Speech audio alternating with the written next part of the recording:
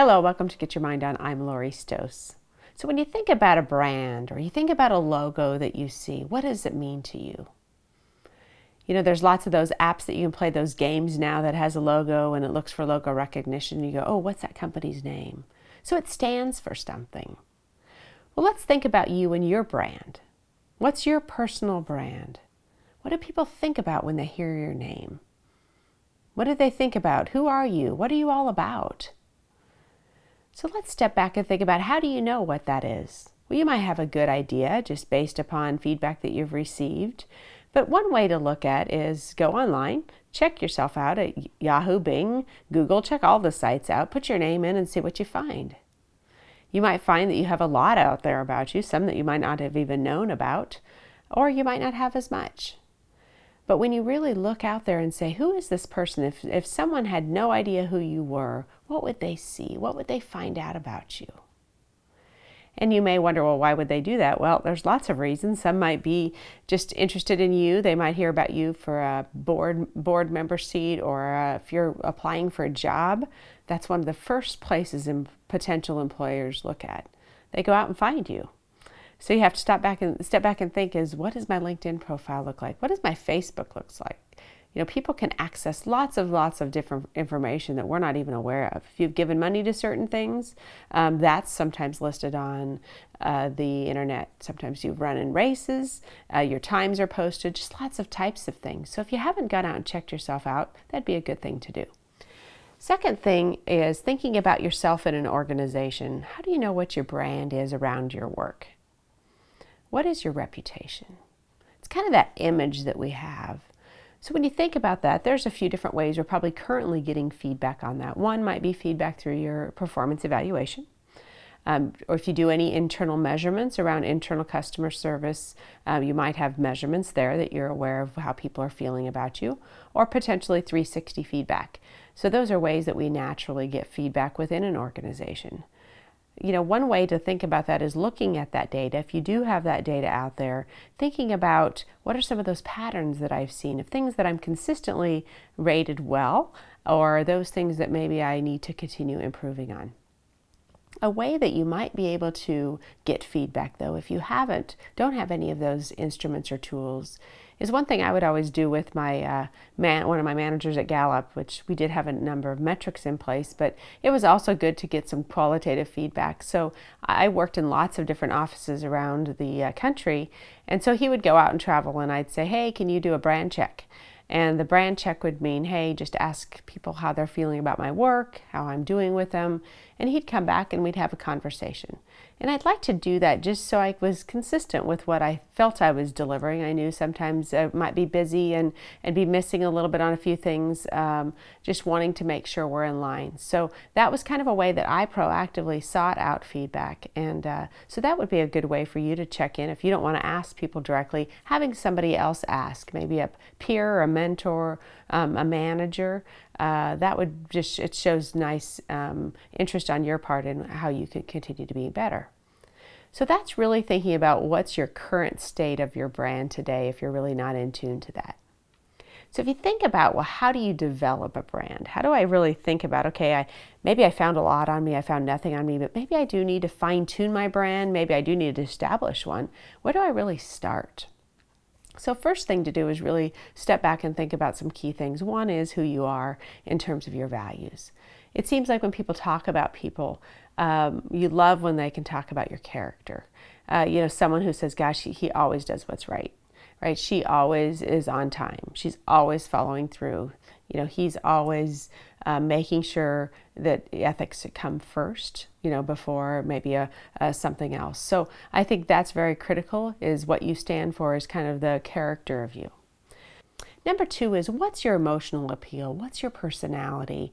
How do you connect with people? How do you show up? Are you witty? Do you have a great sense of humor?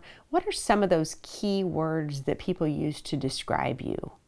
Those are really just meaningful to you. When they think about how people describe you, they, you know, may describe you as that thoughtful person, or someone who thinks quick on their feet, somebody who's a great thinker, can sort through problems quickly. those kinds of things. It's really that heart and soul of who you are, right, that people remember you by. Or they're always saying, oh, she always has a smile on her face. Or, oh, when he walks in the room, he's always asking me such great questions. You know, he's such a great thinker.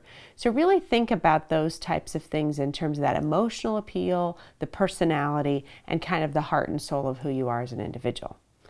Number 3 is, what's your attitude?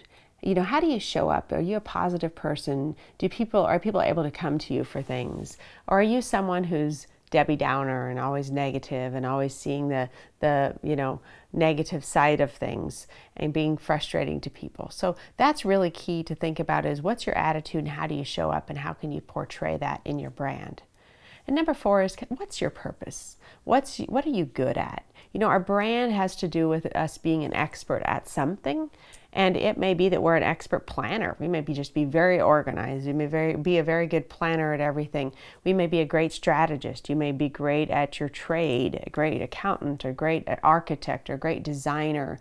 Whatever that might be, we have to think about what is that key purpose of who we are and that expertise that we provide. So when you look at these 4 things, when you think about your value and you think about your personality or your emotional appeal, you think about your attitude and you think about your purpose, adding those together, you can think about not a long statement, but just some key words. That's your brand mantra. That's your brand reputation. That's your image that you can create by thinking about those 4 key steps together and creating their brand image. It could be something as simple as a creative strategic planner. It could be a outgoing sales performer. It could be an emotional, an individual who impacts people's lives and an inspirational thinker. It could be many of those things. So it's really just thinking for you, what is that handful of key words that describes who you are? And that can really bring that brand image to light even more.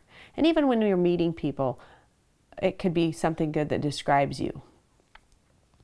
Let's think now about when you take those pieces. Now, how do I really communicate that? What does that really mean? Now that I, kind of maybe have a sense of where I am, if I don't have a brand image, how do I create one? How do I think about what that brand mantra is? And then how do I really communicate it? Well, one is really thinking about, how are you out there in terms of your communication? So look at your LinkedIn profile. Look at your any other types of areas where your bio is. Your bio may be out there for different programs that you're part of or different committees that you're on. Think about how you're positioning yourself and what words you're using and how you're describing yourself. The people would get a good sense if they read that, kind of who you are and what you do. I think that's key. Networking is constantly important. I know some of us are natural networkers, some of us are not, but it's find a way to think about networking more and more and getting yourself out there, whether that's just certain industry events. It's just really, how are you showing up there and how are you establishing that brand? And that's everything from what you wear, how you dress, how you act to others, how you respond, and then that, of course, who you are.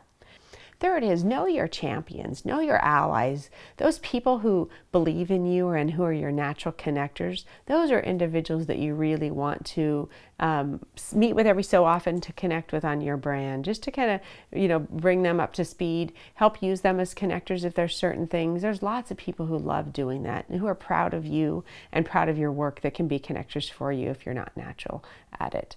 So when you think about communicating who you are, I think those 3 key areas are important. So when we think about your brand, let's think this week for your positive charge. So positive charge is, first, evaluate your brand. Do you know what your brand looks like, feels like? Think about ways that you can understand what your brand is. Second, if you don't have a brand mantra, take some time and go through those 4 steps and maybe write out a few words that might describe you based off of those things that we talked about. And third is, think about who you can be a ally or a champion for. There's lots of great people that you work with that also you can be a champion for, helping their personal brands and helping them get better, and mainly also giving feedback to them if you do hear something positive or negative about their brand, so they can continue to develop and be better.